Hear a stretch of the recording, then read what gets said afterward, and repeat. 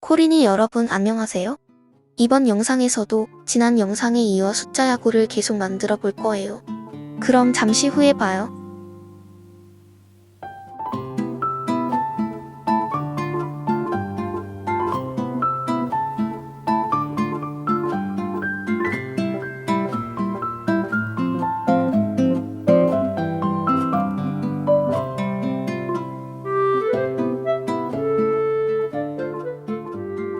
숙제는 잘하셨나요? 성공하셨는지 궁금하네요. 자, 그럼 이번 영상의 숙제 풀이를 보시면서 여러분의 결과와 비교해보세요. 숙제는 랜덤한 서로 다른 세 자리 숫자를 반환하는 함수 만들기였어요. 랜덤한 서로 다른 세 자리 숫자라. 일단 문제를 간단히 하기 위해 조건을 쪼개보죠. 서로 다르다는 조건은 잠시 뒤로 하고 일단 랜덤한 숫자만 반환하는 함수를 만들어 보는 거예요. 자, 시작해보죠. 자바스크립트에는 매스랜덤이란 함수가 있는데요. 이 함수는 0부터 1 사이의 소수를 리턴해요. 근데 여기서 0은 포함이고 1은 포함되지 않아요. 그래서 지금부터는 이해를 돕기 위해 매스랜덤 함수는 0부터 0.99999 사이의 값을 리턴한다라고 표현하도록 해요. 한편 현재 우리는 소수가 아니라 정수가 필요한데요. 어떻게 하면 매스랜덤 함수로부터 정수를 얻을 수 있을지 저를 따라와 주세요. 먼저 1보다 큰 수를 만들기 위해 간단히 10을 곱해보죠. 그러면 0부터 9.9999 사이의 값을 얻게 돼요. 그 다음에는 소수점 이하를 버려버리면 되는데 이건 이전 영상에서 살펴본 매스플로어 함수를 활용하면 돼요. 자, 이렇게 해서 0부터 9 사이의 정수를 얻을 수 있게 됐어요. 그럼 이번에는 10이 아니라 임의의 숫자를 곱하면 어떻게 되는지 살펴봐요. 랜덤 함수에 7을 곱하면 어떻게 될까요? 7을 곱하면 0부터 6.99993 사이의 값이 얻어져요. 마찬가지로 여기에 플로어 함수를 적용하면 0부터 6 사이의 정수를 얻게 되고요. 뭔가 감이 오시나요? 아직 감을 못 잡으신 분들을 위해 딱 한 번만 더 해보죠. 이번에는 123을 곱해볼 거예요.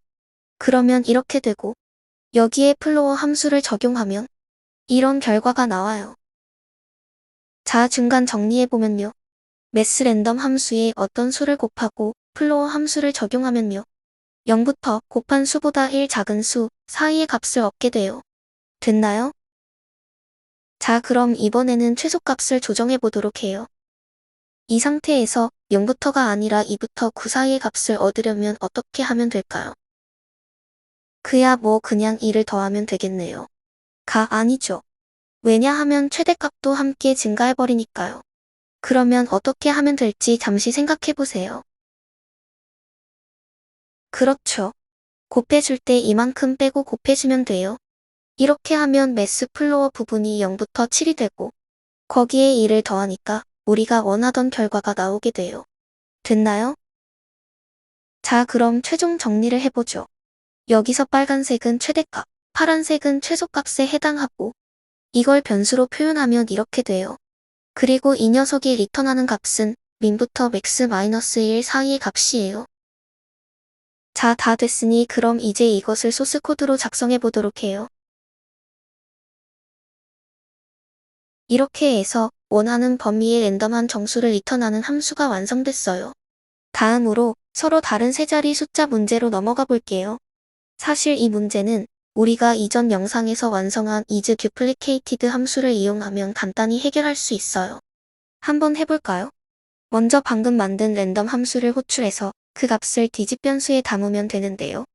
근데 최소값과 최대값을 얼마로 주면 될까요? 일단 세 자리 숫자여야 하니까 최소값은 100이에요. 그 다음 최대값은 999예요. 아니라 1000이죠. 왜냐하면 우리 함수는 최대값보다 1 작은 수를 리턴하니까요. 맞나요? 그 다음 이전 영상에서 만든 isDuplicated 함수로 중복 여부를 체크하면 돼요. 자, 그런데 중복이 발생하면 어떻게 해야 하나요? 다시 랜덤한 값을 얻어와야 하죠. 그리고 또 중복 여부를 체크해야 하고요. 즉 이 로직을 반복문으로 감싸줘야 해요. 그 다음 이렇게 탈출 조건을 만들어줘야 하고요. 어떠세요? 혹시 이렇게 간단한 해법이 있는데 도대체 왜 이전 영상에서 만든 함수를 사용하지 말라고 했는지 의아하신가요? 그렇다면 이 경우를 봐주세요. 만약에 랜덤 함수의 최대값을 이렇게 주면 어떻게 될까요? 참고로 자바스크립트의 넘버 맥스 밸류 값은 이래요. 숫자 뒤에 있는 알파벳 E는 뭔가 싶으신가요? 우리 학창시절 수학 시간에 다 배운 거예요.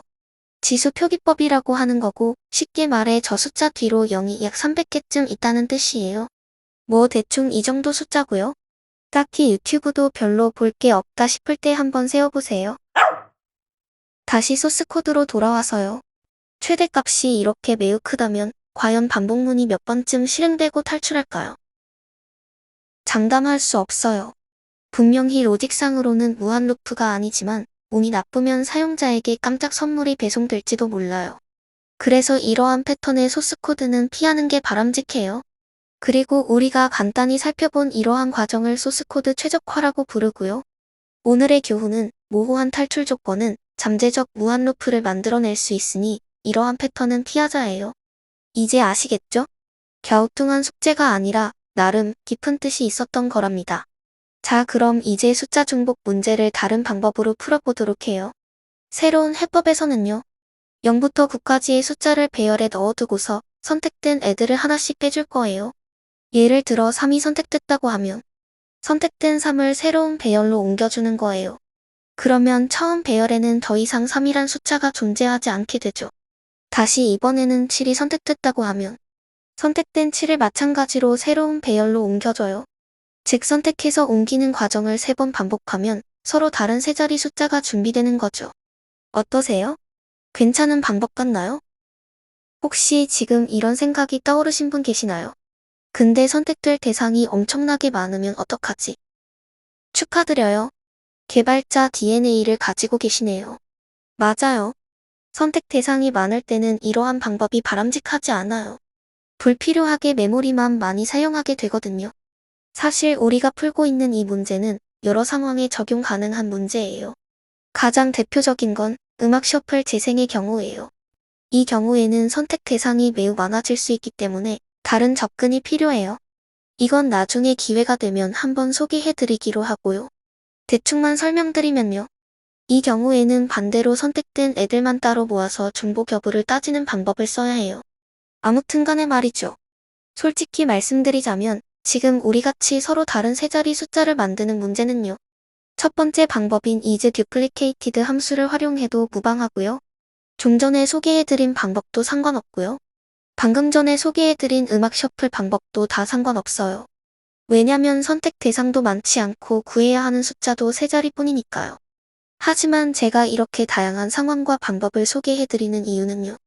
개발은 단순히 눈앞의 문제를 해결하면 그만이 아니기 때문이에요. 여러분이 지금이야 간단한 프로그램을 짜다 보니 깊게 고민하지 않아도 별 탈이 없지만요.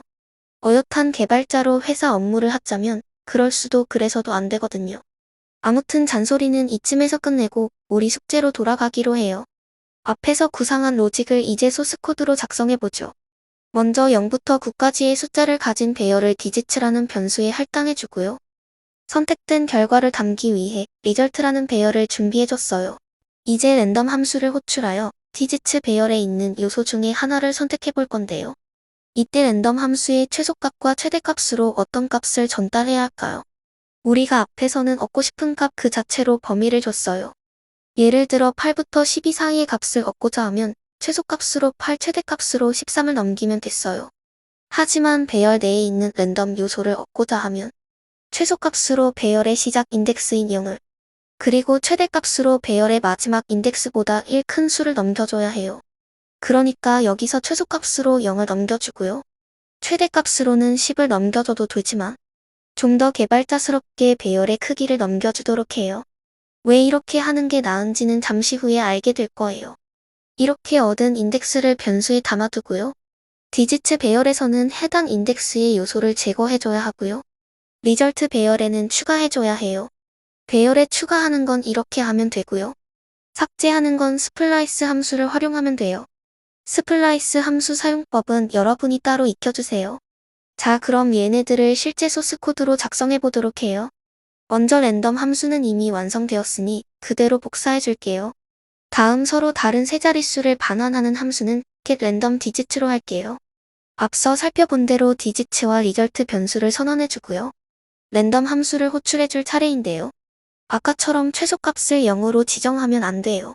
왜냐하면 배열의 첫 번째 요소는 0인데 세 자리 숫자의 제일 앞에 0이 오면 안 되니까요. 그래서 이렇게 2를 전달해줘야 해요. 그 다음 최대값으로 배열의 크기를 전달하고요. 함수의 리턴 값을 인덱스 변수에 할당해요. 그리고 나머지는 아까 살펴본 것과 같으니 설명은 생략할게요.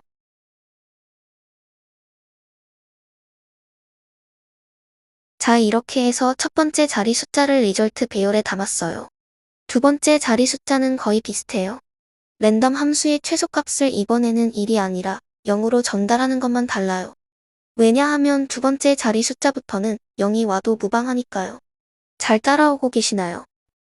마지막으로 세 번째 숫자는 두 번째와 똑같이 처리해주면 돼요. 여기서 잠깐. 아까 우리가 랜덤 함수의 최대값을 구체적인 값이 아니라 배열의 크기로 전달하는 이유가 있다고 했던 거 기억나세요? 그 이유가 바로 이거예요. 랜덤 값을 얻을 때마다 디지트 배열의 크기가 하나씩 줄어들잖아요. 그런데 최대값으로 구체적인 값을 전달하면 10, 9, 8 이런 식으로 매번 다른 값을 전달해야 해요.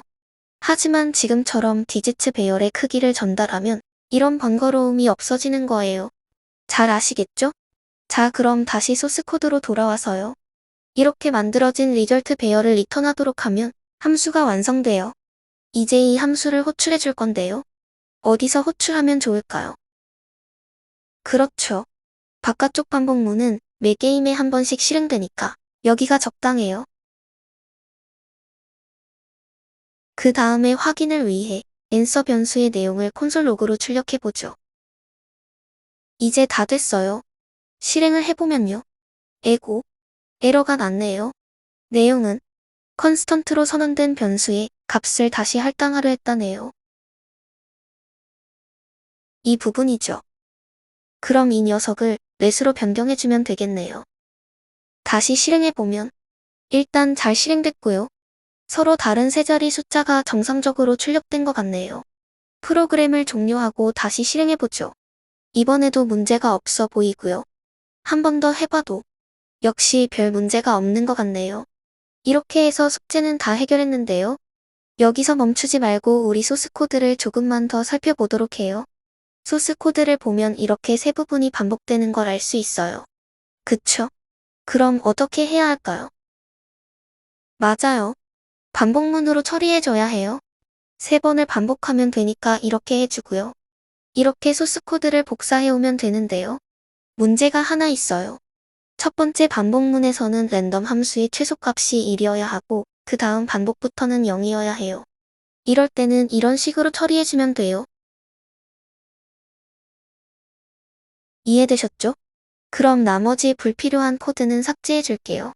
다시 실행해보면